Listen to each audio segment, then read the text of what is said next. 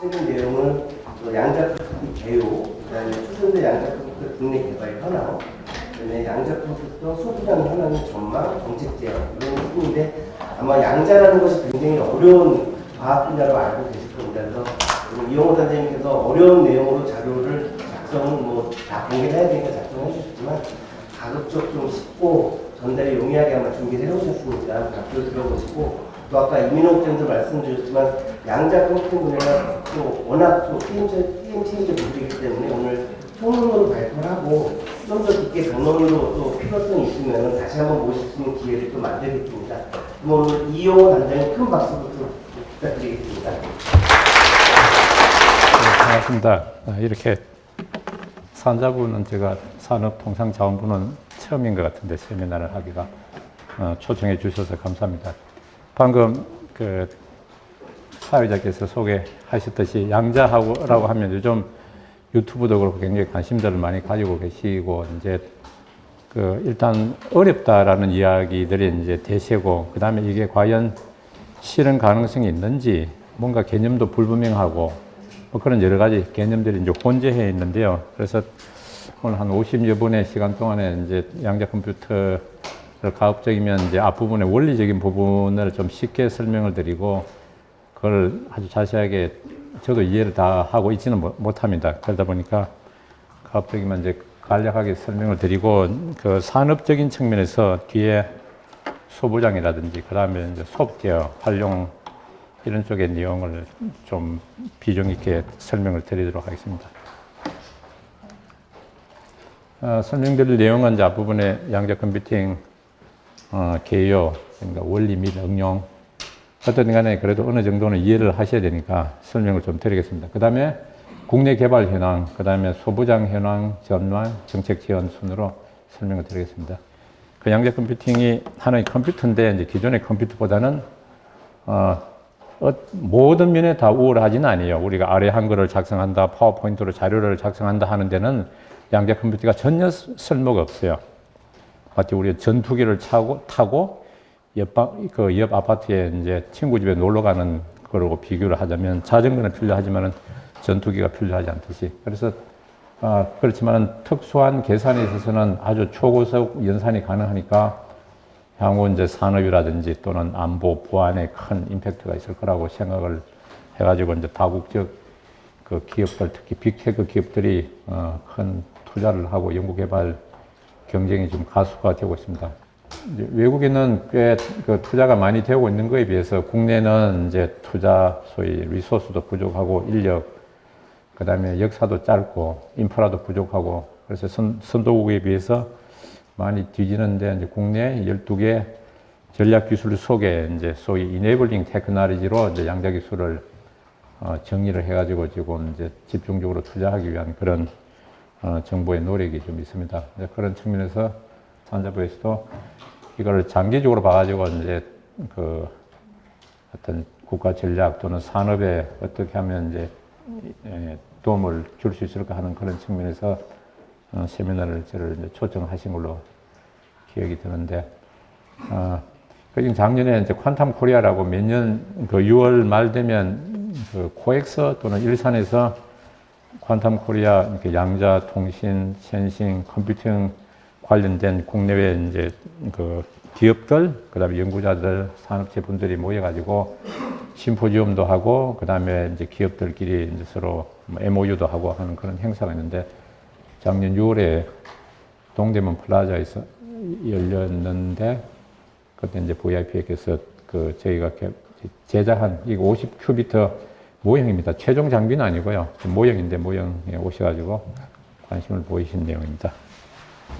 투자 현황을 보면 그 외국 우리하고 GNP나 국가 규모가 비슷한 나라 하고 비교하면 우리나라가 양자 기술 전반에 걸쳐가지고 투자비가 상당히 적습니다. 그런데 이제 최근에 그 양자 관련 이제 법이 그 이제 제정이 되었고, 그 다음에 또 아주 최근에 한 달 이내 사이에 그 이니시티브 중에 세계 이니시티브, 그러니까 반도체, 양자, 그 AI 반도체, 그 다음에 첨단 바이오, 그 양자가 이제 그 이니시티브 주제로 선정이 돼가지고 현재 한 1,000억 원 내외의 투자인데 내년도에는 한 2배 정도로 정액이 될 걸로 지금 예상이 됩니다. 이거는 현재까지 22년까지 전 세계적으로 이 수치가 정확하지는 않습니다. 정확하지는 않은데 숨겨진 숫자들도 꽤 있는데 22년까지 투자된 그 금액을 보면 대략 그 통신이 한 1 빌리언 US 달러가 대충 한 1.3조 정도 되니까 뭐 빌리언이 조라고 치면 통신이 한 1조, 센싱이 한 0.4조, 컴퓨팅이 한 5.4조 정도가 투입이 됐고 2040년 정도가 되면 대충 한 뭐 이게 범위가 꽤 큰데 한 수십 내지 한 100조 규모의 그 직접적인 양자 컴퓨팅 시장이 형성될 거라고 하는 거고, 그 다음에 이제 컴퓨터를 이용한 2차적인 소위 베네핏까지를 계산하면 한 수백조 내지 한 1,000조 이상의 그 시장이 만들어질 거라고 예상을 하고 있습니다. 결국 노트북 하나가 200만 원짜리인데 그걸 이용하면 우리가 수억 원의 가치를 창출할 수 있는 그런 이제 개념으로 보시면 되겠죠. 지금부터 한 5페이지 정도는 이제 싫더라도 조금 원리적인 내용에 관한 내용이니까 좀 받아들이시는데 좀 집중을 해주시면 좋겠네요. 양자 컴퓨팅이 뭐냐? 그러니까 양자 역학적인 특성을 이용한 컴퓨터가 양자 컴퓨팅입니다. 양자라고 하는 어떤 알갱이를 이용한 컴퓨터 방식일 수도 있지만은 좀 더 폭넓게 컴퓨팅 방식이 양자 역학적인 원리를 이용한다. 양자 역학이 뭐냐? 여기 보면 이제 상태의 양자화, 이따 설명을 드리겠습니다. 그 다음에 상태의 중첩, 또는 큐비트 간 얽힘, 그 다음에 약간 불확정성의 원리라든지 또는 파동의 성질이라든지 뭐 기타 등등 있는데, 이런 성질을 이용한, 어떻게 보면 이게 이제 장점이 될 수가 있습니다. 이런 장점을 이용한 컴퓨팅 방식이 이제 양자 컴퓨터가 됩니다. 다시 이제 양자 역학을 좀 더 들어가 봅시다. 옛날에는 물리학이 곧 역학입니다. 도르래를 어떻게 이제 경사를 또는 도르래를 어떻게 해서 물체를 쉽게 이제 이동을 할 건가, 피라미드를 짓는데 어떻게 하면 이제 쉽게 이동할 건가. 그 모든 옛날에 물리는 다 역학이었습니다. 그러다 보니까 물리학이 곧 역학이었죠. 양자 역학이 곧 양자 물리학인데, 옛날에는 그 용수철을 예를 들면 용수철을 얼마만한 힘으로 땡겨 가지고 놓으면 이놈이 이제 마찰이 없다고 생각하면 무한정 이게 상하로 진동을 하겠죠. 진동하는 그 패턴이 요 진폭과 이런 주파수로 정의가 되는 용수철이 무한정 상하로 진동하는 그런 게 고전역학인데, 이거를 양자역학적으로 풀면 이제 이렇게 됩니다. 예를 들면 이제 바닥 상태의 에너지, 첫 번째 여기 상태의 에너지 등등 이렇게 요 HW, H바 W라고 하는 거, 요게 양자가 됩니다. H바 W라고 하는 거, 요게 양자가 됩니다. 요 양자화된 에너지의 정수배만큼 이렇게 쪽쪽쪽쪽 벌어져 있다. 에너지가 양자화되어 있다. 그리고 바닥 상태와 첫 번째, 두 번째의 이 파동, 입자가 있을 그 확률, 파동 함수가 이렇게 주어져 있다. 이게 양자역학입니다. 비슷한 원리로 인덕터와 커패시터, 인덕터라고 하는 것은 그냥 코일입니다. 구리 코일, 그리고 조그만 배터리에다가 우리가 어떤 전류를 가하면 전압이 이와 같은 이제 진동, 오실레이션을 하게 되는데, 이게 이제 고전 전자기학이 됩니다. 이걸 또 양자역학적으로 풀면 이런 파동 함수가 주어지고, 또 HW 오메가라고 하는 요 단위만큼, 양자만큼 에너지가 분리되어 있는, 떨어져 있는, 양자화되어 있는, 이게 이제 양자역학의 첫 번째 이제 그 원리가 됩니다. 그런 이제 에너지의 양자화 상태를 이용을 하게 되면, 요게 이제 바닥 상태가 되고, 첫 번째 여기 상태, 계단으로 치면 요 계단의 바닥이고, 첫 번째 계단에다가 우리 어떤 에너지를 딱 주면 바닥에서 1로 갈 수도 있고, 또 에너지를 주면 1에서 0으로 다시 떨어질 수가 있습니다. 요게 양자화를 이용한 0에서 1과 0을 주거니 받거니 또는 상태를 바꿀 수 있는 요게 이제 원리가 가능하고요. 그럼 이걸 이제 구체적으로 회로로 우리가 이제 적용을 해보면, 회로, 요게 조셉슨 접합이라고 하는 초인도체를 이용한 아주 작은 접합인데, 뭔가 하니 초전도 금속과 초인도 금속 사이에 아주 얇은 절연막이 있다고 생각하시면 됩니다. 이제 그게 그 물리적으로는 아까 코일에 대응되는 인덕터라고 하는 코일에 대응되는 물리 파라미터가 되고, 여기에 이제 병렬해서 커패시터, 그 콘덴서를 연결하게 됩니다. 뭐 회로 모양은 이제 실질적으로 이제 패턴이 이렇게 되어 있는데, 이런 걸 이용하게 되면 에너지를 주지 않으면 요건 아무것도 없겠죠. 에너지를 아까 여기에서 여기까지 해당되는 에너지를 우리가 펄스를 주게 되면 그 안에 에너지가 이제 갇히게 됩니다.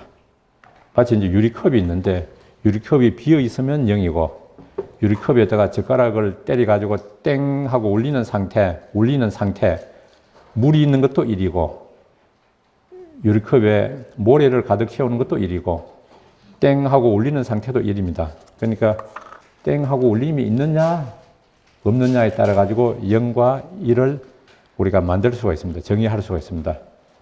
충분히 이해가 되시죠? 그럼 에너지를 반으로 줄이면 어떻게 될까요?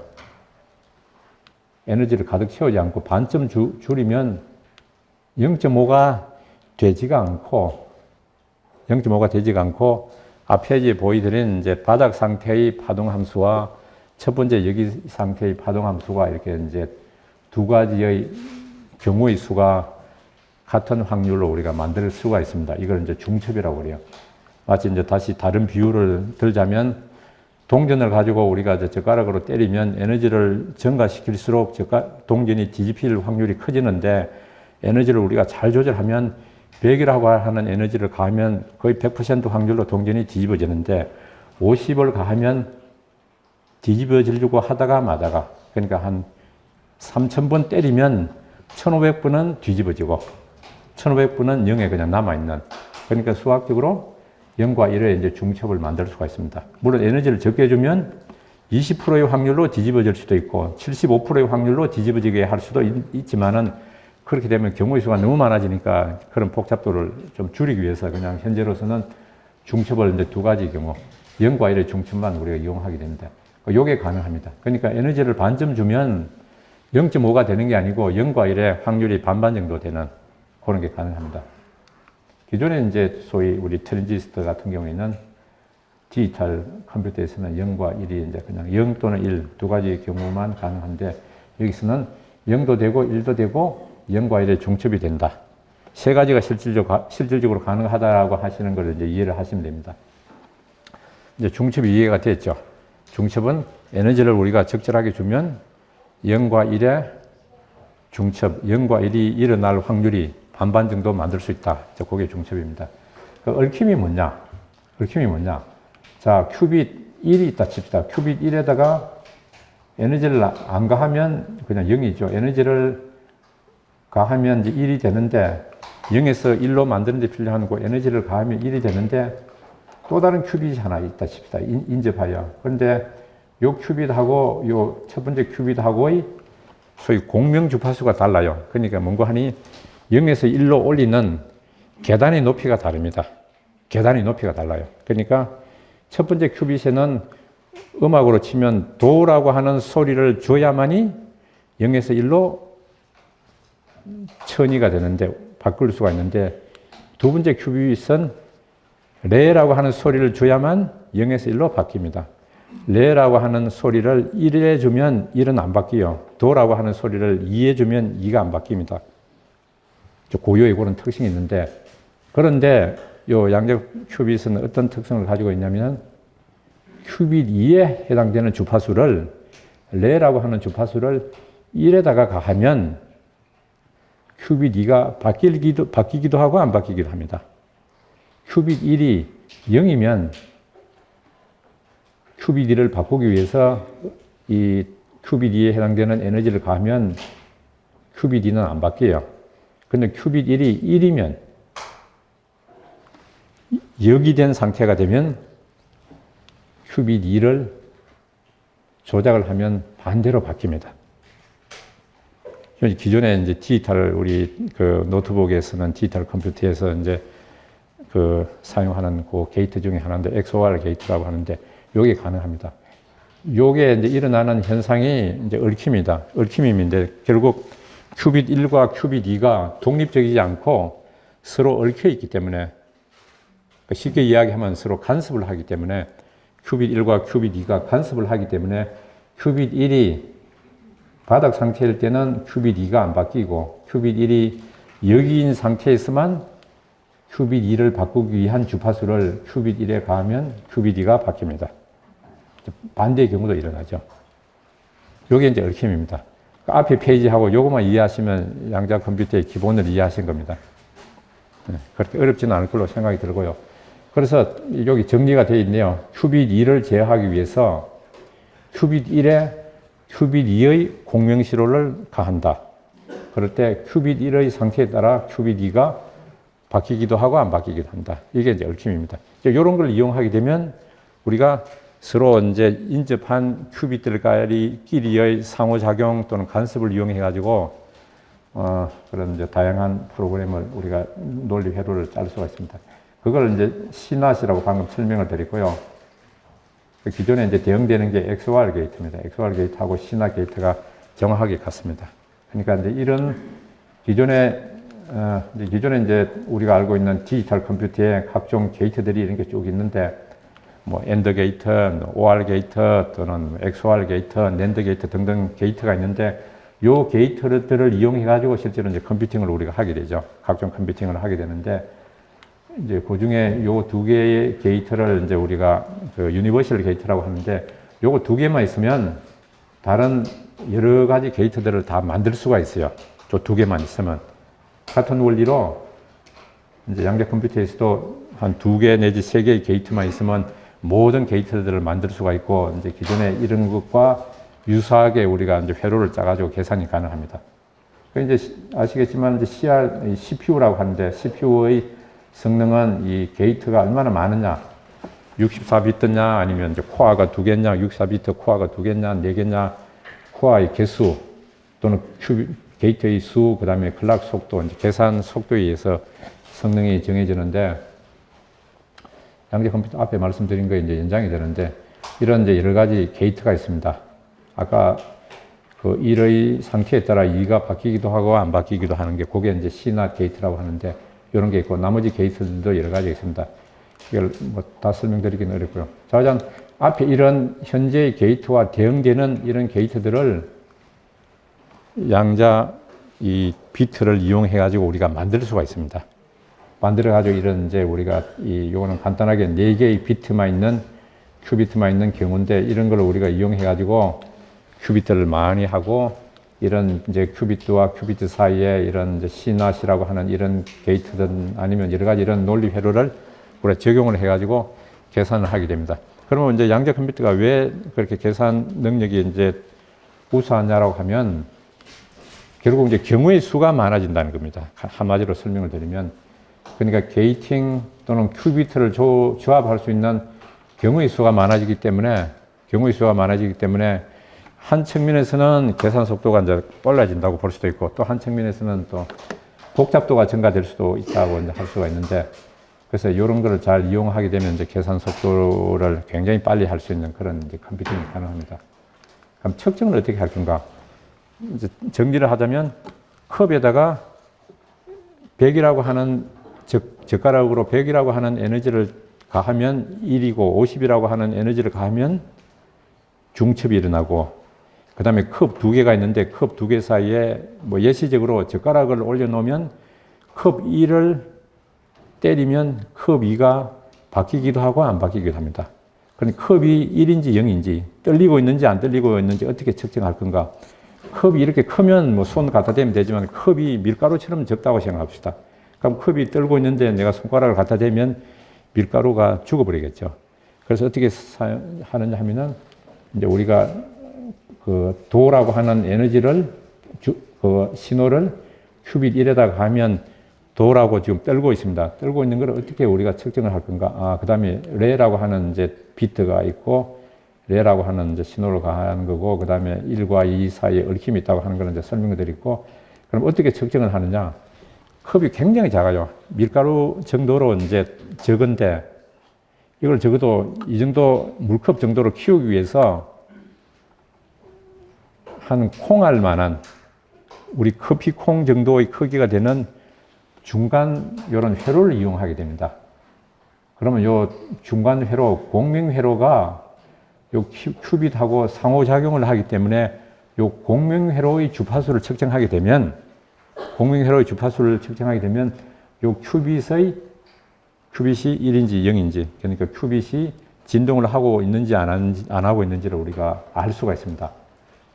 공명회로 방법을 이용해가 간접적으로 측정을 하는 거죠. 그러니까 요 공명회로의 주파수를 읽기 위한 어떤 신호를 가해가지고 공명회로의 주파수가 원래는 F1이었는데 측정을 해보니까 F2로 주파수가 바뀌어져 있어. 아, 그러면 큐빗이 0에서 1로 바뀌었다라고 이제 알 수가 있습니다. 같은 원리로 이제 두 번째 공명회로의 주파수를 읽게 되면 공명회로가 원래 주파수, 그러니까 0일 때의 주파수에서 또 다른 주파수로 바뀌어져 있는지를 알므로 인해 가지고 이제 측정이 가능하죠. 그렇지 않으면 소위 이제 슈레딩거 고양이가 죽어버립니다. 손을 갖다 대면. 그래서 이런 간접적인 방법을 이용해 가지고 측정을 한다는 거고, 전자기하학적으로 이제 표시를 하자면 여기 큐빗 공명회로가 있고, 여기 우리가 측정하기 위한 이제 공명기가 있고, 이런 이제 측정하기 위한 펄스를 가하면 요 공명기에 있는 주파수 신호가 요 큐빗의 상태에 따라 요 주파수가 이제 바뀐다, 쉬프트 된다. 그런 원리를 이용을 합니다. 그 다음에 여기 회로, 여기 큐빗 1과 큐빗 2가 이런 또 전자기적인 회로를 통해 가지고 서로 얽혀 있다. 전자기적인 간섭을 이용해서 우리가 이제 서로 상호작용을 할 수 있다. 이제 이런 내용입니다. 그래서 실질적으로는 이 큐빗이 여러 개가 이제 가로, 세로 얽혀 있습니다. 큐빗 1을 통해 가지고 큐빗 2를 조작할 수도 있고, 큐빗 3을 통해가 큐빗 1을 조작할 수도 있고, 큐빗 6을 조작할 수도 있고, 그런 게 가능하죠. 여기 이제 마지막 페이지입니다. 그래서 0에서 1로 가하기 위해서 우리가 에너지를 가하는데, 우리가 젓가락으로 아까 때린다 그랬잖아요. 그 젓가락으로 때리는 그 주파수가 대충 에너지가 한 5GHz 정도 됩니다. 우리 그 통신에서는 주파수 정도가 되는데, 그 정도가 이제 열로 계산하면 연력학적으로 한 0.25K, 250mK, 그러니까 이제 상온이 300K니까 상온 열 에너지의 한 1000분의 1 정도 되는 에너지만 가하면 저절로 이게 왔다 갔다 해버려요. 그러다 보니까 저절로 왔다 갔다 하지 못하게끔 이 QPU 칩을 아주 냉각을 시켜야 됩니다. 냉각을 시켜야 된다는 거고, 그 다음에 냉각을 시키기 위해서 이런 이제 극저온 냉동기가 필요합니다. 냉동기가 요 바닥 상태에서는 한 10mK, 여기 한 250mK 정도가 되면 저절로 왔다 갔다 한다고 말씀을 드렸는데, 한 10mK 정도가 되면 이놈이 올라갈 확률이 거의 무시될 수가 있습니다. 10mK 정도 가하고, 그 다음에 큐빗을 쓰고 있는 게 앞 페이지에 말씀드렸듯이 전부 고주파 펄스로 큐빗을 기록을 하고 또는 조작을 하고, 또 고주파 펄스로 이제 측정을 합니다. 이게 이제 하나의 양자 컴퓨터 이제 장치가 됩니다. 크게 보면 칩이 있고, 양자 프로세서라고 QPU, 기존에 우리 CPU라고 하는 용어의 대응 개념인데, QPU가 있고, 그 다음에 냉각 장치가 있고, 그 다음에 회로 장치가 있고, 그 다음에 소프트웨어가 있습니다. 요게 이제 초전도 양자 컴퓨팅 시스템의 하나의 구성도가 되고요. 이제 컴퓨터가 어쨌든 간에 하나의 장치이기 때문에, 장치의 성능은 소위 비트 수가 얼마나 많은가, 그 다음에 이제 속도가 얼마나 빠른가, 그 다음에 양자 컴퓨터를 또 한마디로 표현하면 측정 기술입니다.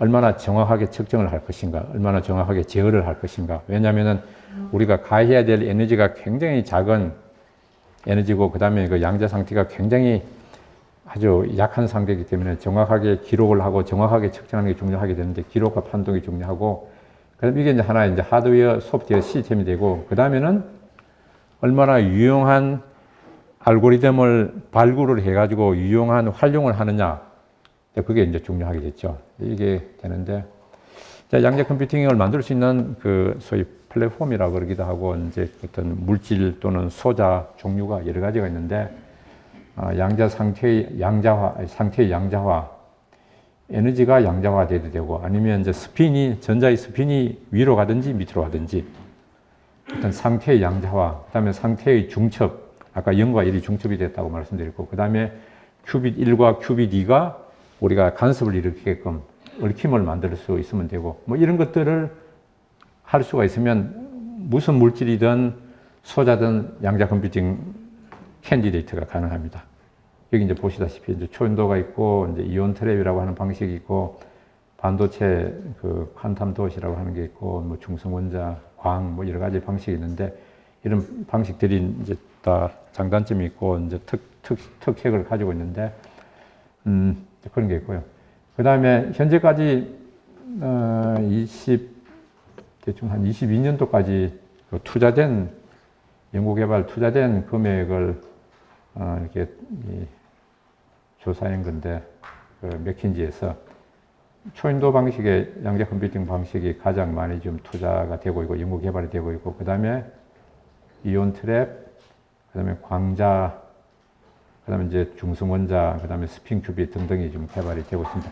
이 파란 거는 테크 플레이어라고 해서 주로 이제 빅테크 그룹 아니면 이제 중견 테크 그룹이 상용화를 위해서 이제 개발하는 거고, 이런 검은색은 주로 이제 벤처기업 또는 이제 국가기관에서 투자하는 그런 내용이 되겠습니다. 초인도, 이제 저희는 초인도 방식을 개발하고 있는데, 초인도 방식은 이제 여기서 게이트 속도라고 하는 게 계산 속도가 빨라야 되고, 그 다음에 계산의 신뢰성이 높아야 되기 때문에, 그 다음에 요 삼각형으로 된 2큐빗 게이트라고 하는 요 놈이 오른쪽에 있으면서 위로 있는 게 가장 이제 성능이 좋다는 이야기입니다. 그런 측면에서 볼 때는 초인도가 이제 뭐 비교적 가깝다라고 설명을 드릴 수가 있고, 그 다음에 확장성이라고 하는 것은 큐빗 수를 이제 키우는 게 쉽고, 그 다음에 이제 극조온이라든지 고주파 기술이 많이 잘 개발이 돼 있어가지고 쉽게 활용할 수 있고, 이제 그 극조온 장치는 그냥 상문용으로 나옵니다. 물론 장치 가격은 비싸지만은 그냥 사다 쓰면 되기 때문에 그렇게 극조온을 유지하기 위해서 그렇게 뭐 고생할 필요는 없는데, 이제 초인도를 하지 않는 분들은 이제 극조온을 유지해야 된다고 하는 것에 대해서 약간의 좀 어떤 우려가 많아가지고, 초인도의 단점이 이제 극조온 유지가 단점이라고 하는데, 실질적으로 그게 단점이 된다고 보기는 어렵고요. 그 다음에 이제 신뢰성과 편의성이 높은데, 현재 우리 디지털 컴퓨터, 아까 게이트라고 하는 거를 제가 설명을 드렸는데, 디지털 컴퓨터의 가장 근접한 유사한 좀 초인도 방식의 양자 컴퓨터가 됩니다.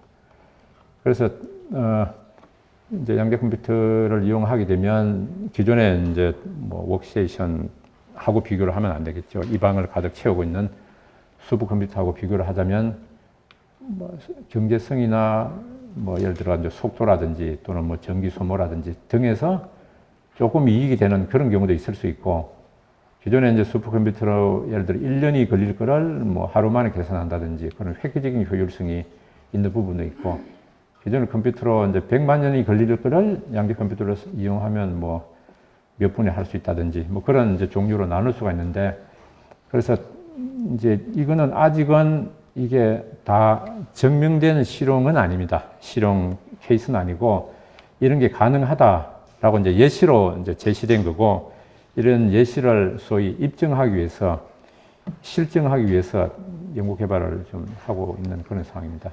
그래서 단기간에 보면 여기 플러스 개수가 많은 거는, 죄송합니다. 그게 아니고, 요게 이코노믹 밸류인데, 플러스는 기존에 이제 그 고전 컴퓨터 또는 슈퍼 컴퓨터에 비해서 조금 이득이 있는 경우, 2개는 상당히 이득이 있는 경우, 3개는 이제 소위 파괴적 이득이 있는 경우인데, 여기 보면 이제 여기 플러스 표시가 한 2개 또는 3개 있는 경우를 보면, 향후 한 5년 내외가 되면 요 케미컬, 예를 들어 이제 새로운 재료 또는 뭐 신약 또는 뭐 자동차, 예를 들어 뭐 배터리라든지 아니면 재료의 어떤 혁신 또는 금융 뭐 이런 쪽에 이제 꽤 많은 임팩트가 있고, 그 다음에 향후 한 10년 정도가 되면 상당히 많은 부분에 이제 그 파괴적인 어떤 이익이 있을 거다라고 사람들이 좀 추정을 하고 있습니다. 국내 상황이 어떤가 설명을 드리면, 양자 컴퓨터를 이제 도입을 해가지고 사람들이 뭔가 소프트웨어 개발을 해야 되는데, 소위 어플리케이션을 개발을 해야 이제 유용성을 찾을 수가 있는데, 양자 컴퓨터를 현재로서는 이제 IBM이라든지 또는 이온 트랩 등의 클라우드를 통해 가지고 접속을 해서 사용을 하다 보니까, 우려 사항이 이제 우리가 개발하고 있는 또는 프로그래밍 하고 있는 그런 내용들이 보안 문제에 있어서 이제 노출이 될 것이다.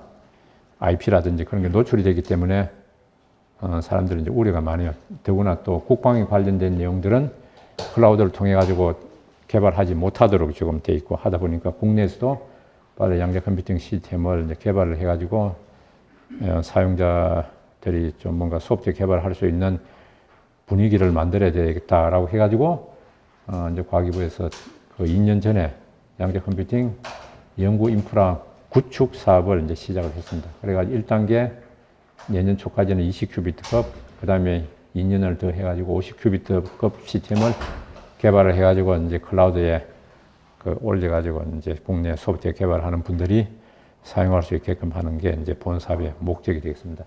여기 보면 이제 QPU가 이제 우선 필요한데 그는 성균관 대학에서 현재 이제 설계 제작을 하고 있고, 그다음 QPU의 이제 밀집도를 직접도를 높이기 위한 그런 3차원 적층 기술을 유니스트 울산과학기술원에서 개발하고 있고, 클라우드에 관련된 부분은 이제 키스트에서 개발하고 있고, 나머지 전체 인테그레이션 하는 거를 크리스 표준과학연구원에서 지금 개발을 하고 있습니다. 이제 이건 좀 빨리 넘어가겠습니다. QPU 칩의 이제 모양이 됩니다. 이제 반도체 그 웨이프에다가 실리콘 웨이프에다가 제작을 해가지고 이제 잘라가지고 본딩을 해가지고 이제 요 커넥터 하나하나에다가 RF를 넣고 또 RF를 받아가지고 측정과 제어를 하는 그런 구조로 되어 있습니다. 실제 장치 모양이 이제 이렇게 되어 있는데요. 요 이제 요 하얀 통 안에 이제 껍데기를 벗기면 이와 같은 이제 장치가 나오게 되고, 여기 각종 고주파 무슨 뭐 케이블, 각종 수동, 능동 소자들이 있고, 요 바닥 부분에 QPU 칩이 있습니다. 확대하면 이렇게 되어 있고요. 그 다음에 여기 들어가는 이제 고주파 신호를 주고받고 하는 것은 이제 밖에 이렇게 장치가 있습니다. 이거가 이제 하나의 컴퓨터가 됩니다. 이제 물론 그 컴퓨터를 이제 조작하고 하는 거는 요 밖에 다시 일반 약간 워크스테이션급 그 PC가 좀 측정과 제어를 하고 있고요. 현재 저희 연구실에 지금 이제 7대의 냉동기가 있는데, 7대의 냉동기를 가지고 QPU 칩을 테스트를 하고, 그 다음에 이제 측정 방법을 개발하고, 그 다음에 소프트웨어를 개발하고 등등을 하고 있습니다. 그렇게 해가지고 칩이 어느 정도 좀 만족스러운 성능이라고 하는 것을 확인을 하는 순간, 그때부터 이제 양자 컴퓨터가 됩니다. 그 나머지 이제 장치들은 또 새로운 칩을 설치를 해가지고 다시 테스트를 하고 캘리브레이션을 하고, 성능이 좋지 않으면 다시 빼내서 다른 칩으로 교체를 하고, 성능이 아까 칩보다 시스템적인 측면에서 더 성능이 좋으면 다시 이제 앞에 거는 교체를 하고 두 번째 거를 설치를 하고 이제 사용을 하고 그런 일을 하게 됩니다. 물리적으로 이런 이제 성능 실험을 했다는 거고, 그 다음에 양자 컴퓨터가 되는지 안 되는지 이런 벨 부등식이라고 하는 것을 이제 증명하는 실험이라든지, 그 다음에 수소 분자에 대해서 에너지를 계산해봤다, 양자 컴퓨터로 이제 동작이 된다, 뭐 이런 내용의 실험을 하게 되고, 이 하나의 칩, 그 웨이프로 치면 하나의 웨이퍼에 큐빅 수를 키우는 데는 한계가 있죠. 그러다 보니까 이걸 이제 3층으로 이렇게 쌓아 올려야 되는 그런 구조가 필요한데, 이게 이제 TSV라고 현재 반도체 공정에서 많이 사용하고 있는 그런 기술을 우리가 사용을 해가지고 큐빅 수를, 소위 집중도를 높이는 그런 일을 좀 하고 있습니다. 이제 이 양자 컴퓨터라고 치면 일반 사용자 입장에서는 이제 키스트에 있는 그 망을 통해 가지고 양자 컴퓨터를 이제 조작을 하고, 그 다음에 이제 그 계산 결과를 가져다가 분석을 하고 하는 일을 하고 있습니다. 소부장, 현재는 불행히도 이 컴퓨터 안에 들어가는 그 부품 중에 QPU는 국내에서 지금 개발을 하고 있고, 나머지 내용들은 거의 대부분을 수입에 의존하고 있습니다.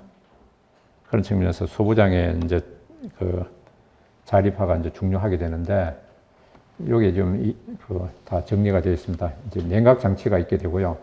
냉각 장치가 있게 되고, 냉각 장치 안에 들어가는 이제 고주파 부품들이 들어가게 되는데, 현재는 이 냉각 장치가 핀란드의 블루포스라고 하는 회사가 거의 전 세계를 장악을 하고 있습니다.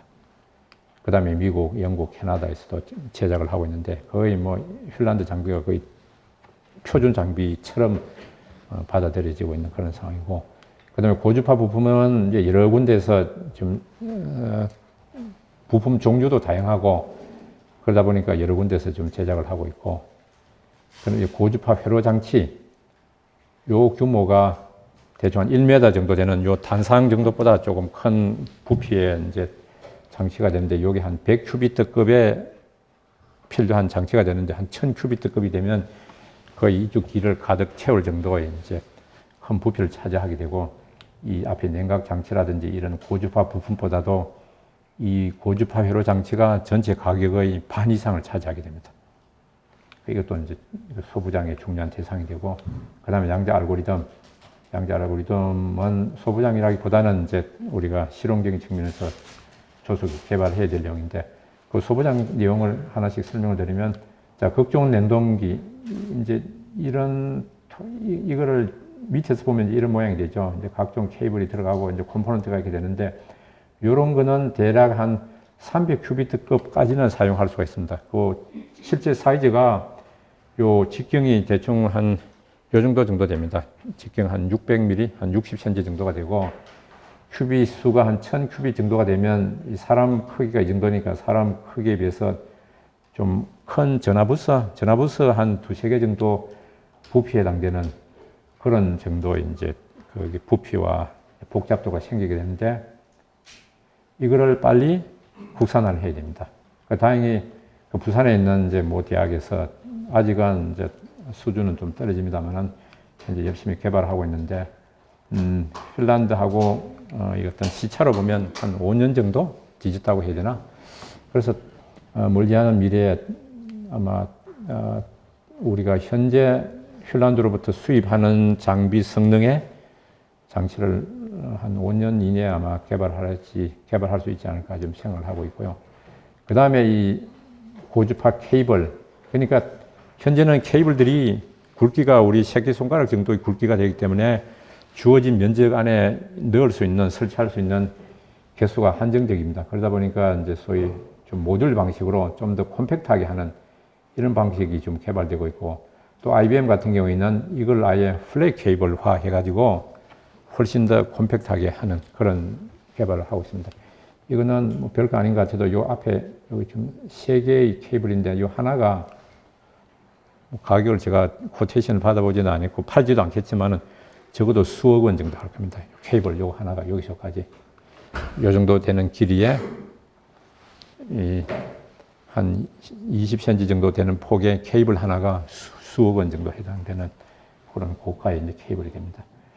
그래서 케이블의 고밀도화, 그 다음에 소형화, 그러니까 이제 이런 능동 소자라든지 수동 소자를 소형화하고 일체화하고, 그 다음에 플렉시블화하고, 그 다음에 이제 진공 실링이라고 하는 것은 이게 저 위에 꼭대기 올라가게 되면 이 위에서는 이제 진공이 돼야 되는데, 저 제일 위에 탑 플레이트에서 진공 실링이 되면서 이런 뭡니까 케이블이 들어와야 되니까, 이거는 진공 밖에 있고 요 밑에 거는 다 진공 안인데, 진공 실링을 잘 하면서 케이블을 그 밀도를 높이는 그런 일을 지금 이제 우리가 개발해야 되는데, 어떻게 보면 이게 뭐 그렇게 어려운 기술은 아닐 수가 있는데, 재료라든지 그 다음에 요 채널을 많이 하면, 그러니까 선이 더 촘촘해지면 이웃한 선 사이에 이제 간섭이라든지 또는 누설, 신호의 로스라든지 이런 거를 줄여야 되니까 뭐 그런 공학적인 해결을 어떻게 이제 최적화하는가 그런 내용입니다.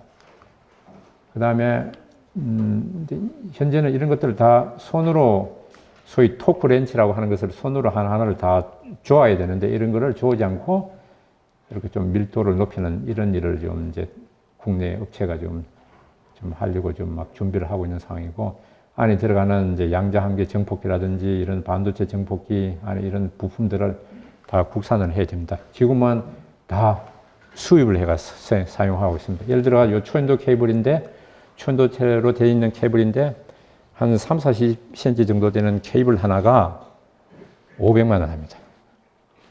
굉장히 비싸요.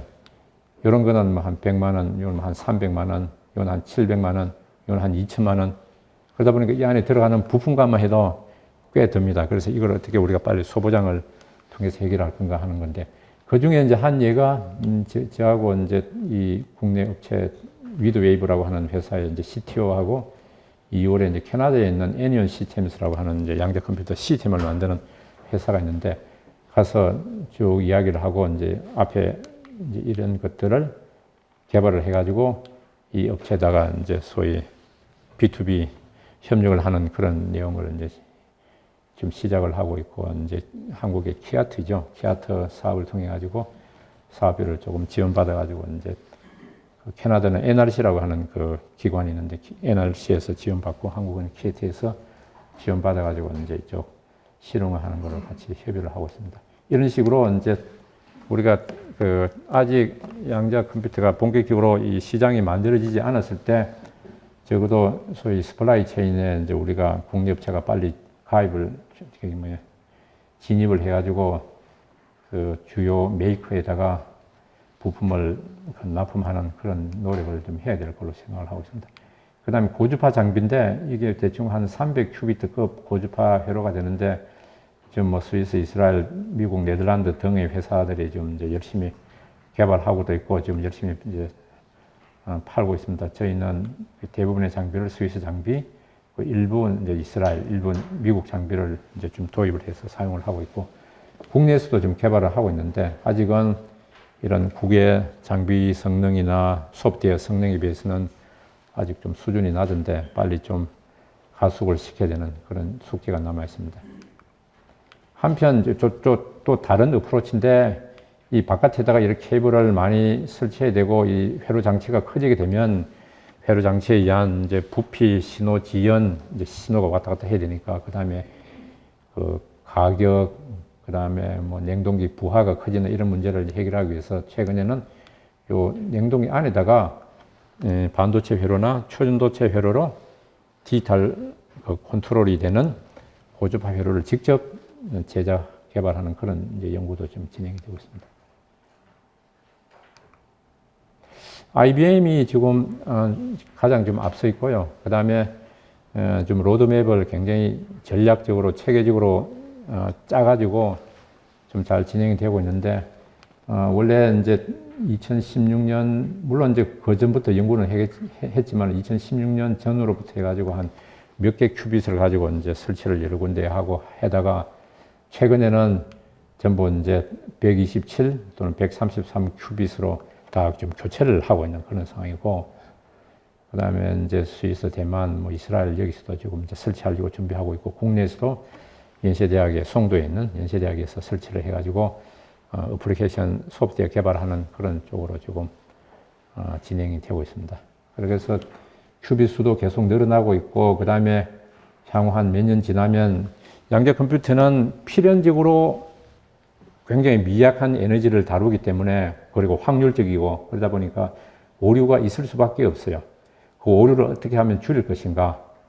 큐빗 성능도 좋아야 되고, 그 다음에 측정 제어도 더 정확히 해야 되고, 그런 것도 있지만은 이제 또 측정하면서 오류를 측정을 해가지고, 오류를 잡아가지고, 오류를 다시 보정하는 실시간으로 그런 기술을 향후 요 에러 코렉션이라고, 그래서 글씨가 작아서 잘 안 보이겠지만은 향후 한 5년 이후 되면 에러 코렉션이 되고 이게 한 1억 자전 큐빗 수도 굉장히 늘어나고 오류가 없게 되면 그야말로 이제 완벽한 이제 양자 컴퓨터가 되겠죠. 뭐 그런 걸 목표로 해서 지금 굉장히 전략적으로 좀 개발을 하고 있습니다. 한 10분 내외에 있어가지고 이제 뭐 정책적인 제언이라고 제가 좀 적어봤는데, 아직은 양자 컴퓨터가 본격적으로 좀 이제 시장이 열리지는 않았어요. 본격적으로 이걸 가져다가 내가 뭔가 재료 설계하는데 회사에서 사용을 한다든지, 은행에서 이걸 사용을 해가지고 뭐 주식을 예측을 하는데 쓴다든지, 그렇게 본격적으로 아직 사용을 하고 있지는 않지만은, 그래도 지금 한 수십 대 정도가 좀 전 세계적으로 좀 설치되어 있고, 현 시점에서는 직접 구입 또는 이제 클라우드를 통해 가지고 사용을 하고 있는데, 활용 분야 발굴, 그다음에 조기 이제 특허 확보, 그런 것도 있고, 그 다음에 나중에 양자 컴퓨터가 본격적으로 이제 이게 보편화가 되었을 때, 그때 공부를 시작하게 되면 너무 늦죠. 그러다 보니까 이제 사전 학습용 또는 적응을 위한 또는 훈련을 위한 그런 목적으로 좀 사용을 하고 있습니다. 그래서 지금은 이제 연구적인 측면에서도 좀 꽤 열심히 하고 있지만은 또 일부는 연구에서 좀 실용화 쪽으로 산업화 쪽으로 이제 막 넘어가려고 하는 그런 이제 약간 과도기인 것 같긴 합니다.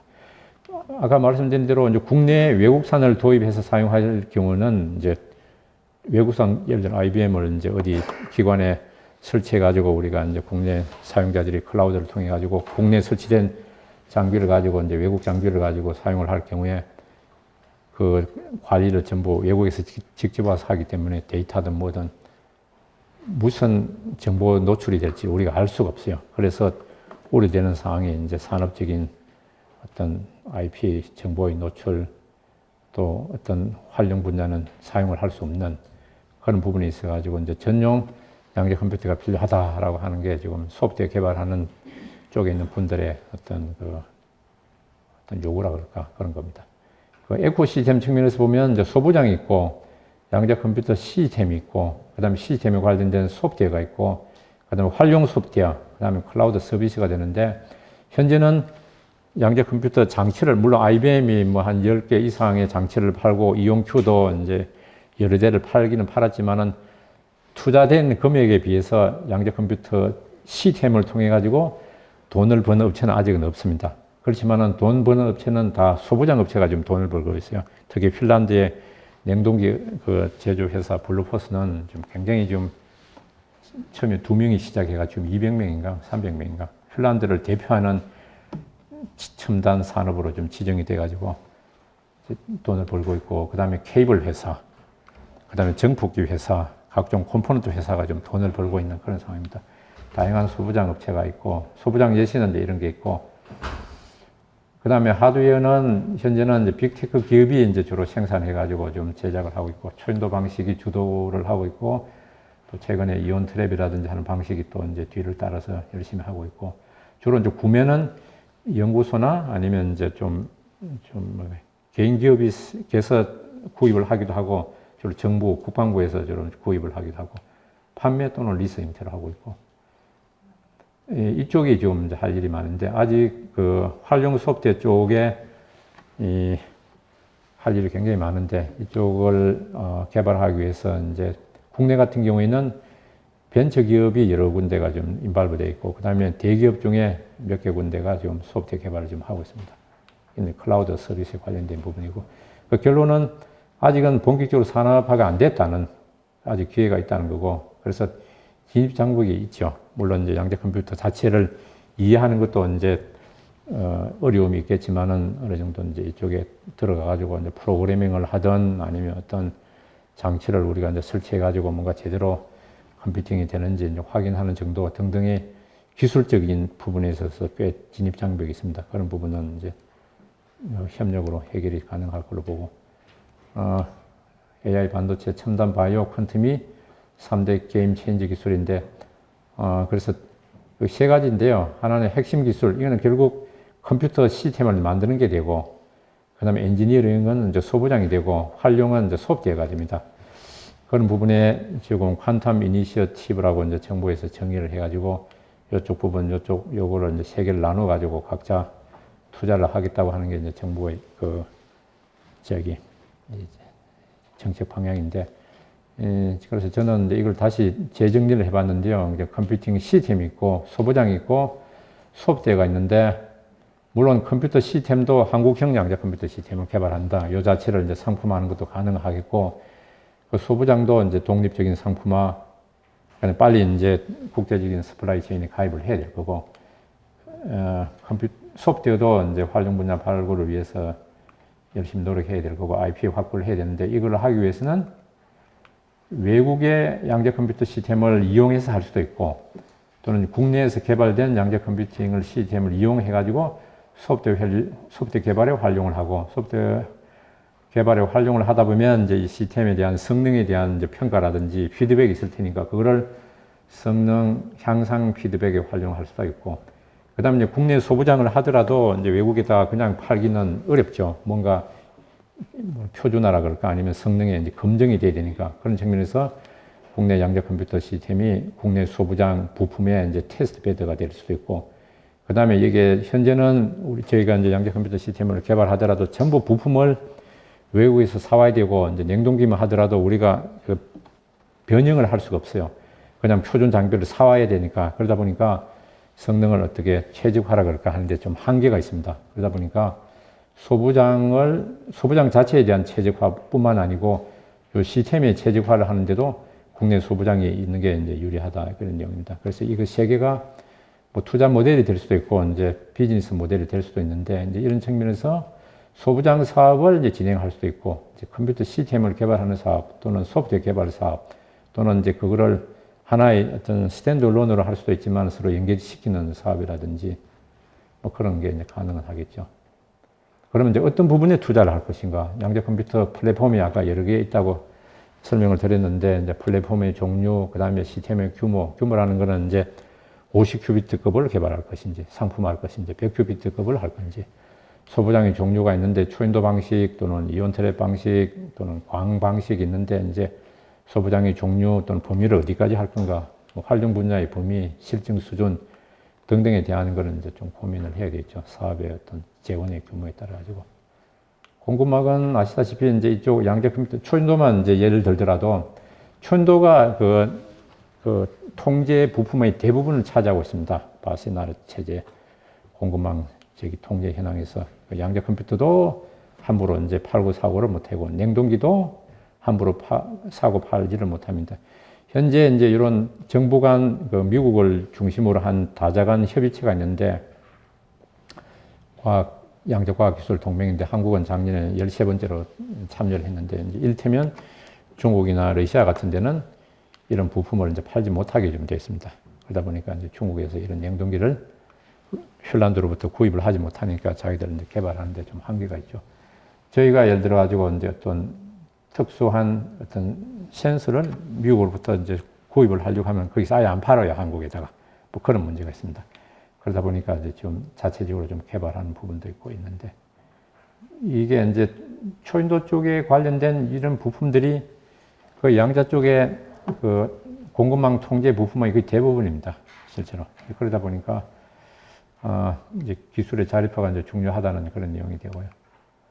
결론은 아까 말씀드린 내용이 중복인데, 아직은 그 컴퓨터 시스템 시장이 아직 열리지는 않았고, 그렇지만 소부장은 초기 시장에 이미 열려 있고, 그래서 소부장을 빨리 국산화를 해가지고 빨리 외국에다가 이제 비즈니스적인 협력을 빨리 해야 되는데, 언제 본격적으로 이제 그 소위 스플라이 체인 편입을 할 것인가, 이 중요합니다. 그래서 본격적으로 시장이 열리기 전에 해야 되지 않을까 하는 게 이제 제 생각이고, 제조업 역량을 최대한 활용해야 될 거고, 그 다음에 앞에 설명드린 내용이 이제 반복입니다.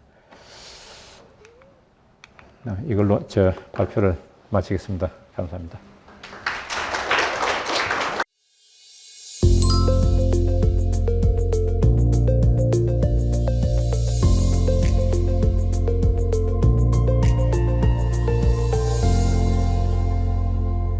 네, 맞습니다. 그렇게 이해하시면 됩니다. 네. 우리 노트북 가지고 AI 하는 데는 한계가 있잖아요. 노트북 가지고 AI, 최근에 이제 소라라고 하는 그 오픈 AI 뭐 그런 거를 노트북 수준에서 하기는 한계가 있거든요. 적어도 그 정도 하려면 이제 미니 슈퍼 컴퓨터 정도는 있어야 되는데, 그러니까 계산 능력이 이제 탁월한 컴퓨터니까 이런 시뮬레이션 일도 할 수도 있고 AI에도 적용이 될 수가 있죠. 최근에 아직은 이제 그 깊이는 하지는 못하는데 퀀텀 AI라고 하는 또는 퀀텀 머신러닝이라고 하는 분야에 좀 개발하는 사람도 좀 있긴 있어요. 꽤 좀 어드밴스드 된 수준이라고 볼 수가 있는데, AI도 가능합니다. 어떤 간에 성능이 아주 우수한 컴퓨터니까 가능은 하죠. 그렇지만 우리 이제 아래 한글 작업하는 데는 전혀 쓸모가 없습니다.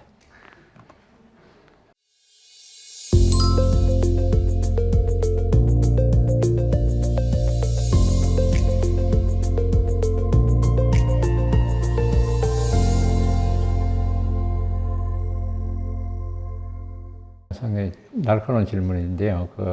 50개 수준으로는 할 수 있는 게 좀 한정적입니다. 예. 근데 적어도 이제 한 수백 큐비트, 오류도 적어야 되겠지만은 지금은 이제 저희가 개발하고 있는 50큐비트가 오류가 정정된 건 아니에요.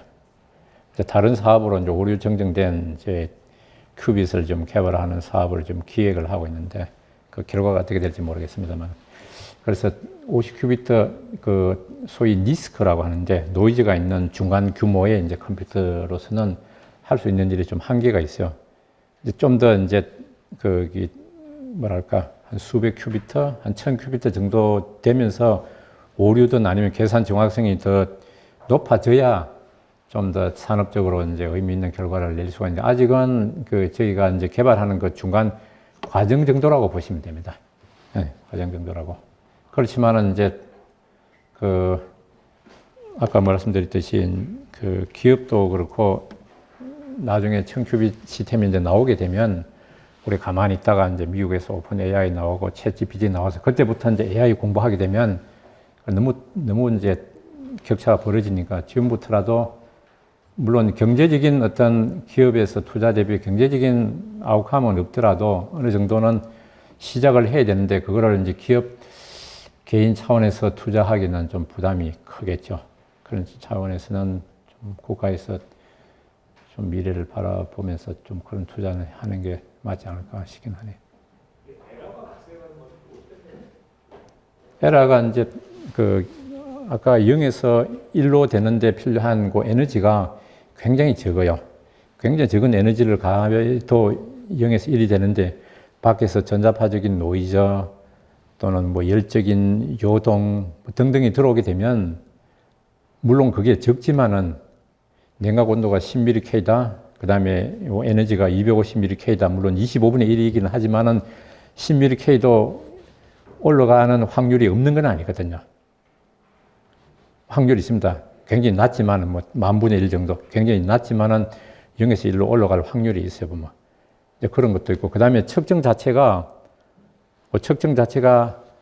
계측기기, 측정 장비가 그 분해 능력의 문제, 신호를 주는 어떤 정확성의 문제 등에 의해 가지고 완벽하게 일을 만드는 데 필요한 에너지를 딱 주고 그 다음에 나오는 굉장히 미약한 신호를 굉장히 높은 신호대 잡음비로 정확하게 측정하는 데 한계가 있습니다. 그런 것 때문에 이제 측정의 어떤 불확도, 정밀성 이런 것 때문이기도 하고 양자 자체가 이제 다소 불안한 그런 그 상태이기 때문에 그런 게 있기도 하고 불가피하게 이제 오류는 있을 수밖에 없는데 그래서 이제 거기 계산에 사용되는 큐빗이 있고 그 주변에 노이즈만을 측정해 가지고 노이즈를 디텍트하기 위한 그런 이제 소위 엔실라라고 하는데 보조 큐빗을 둬 가지고 그런 놈의 상태를 우리가 측정해 가지고 뭔가 그놈들이 바뀌면 계산 큐빗에다가 어떤 조작을 가해 가지고 이제 보정을 하는 그런 방식을 쓰게 되죠. 그런 게 오류 보정이라고 합니다. 그런 걸 쓰게 되면 이제 계산의 정확성이 훨씬 더 높아지게 되죠. 오늘 팀맵 세미나 참석해 주셔서 감사드리고요. 다시 한번 저희 단장님께 큰 박수 부탁드리겠습니다. 감사합니다.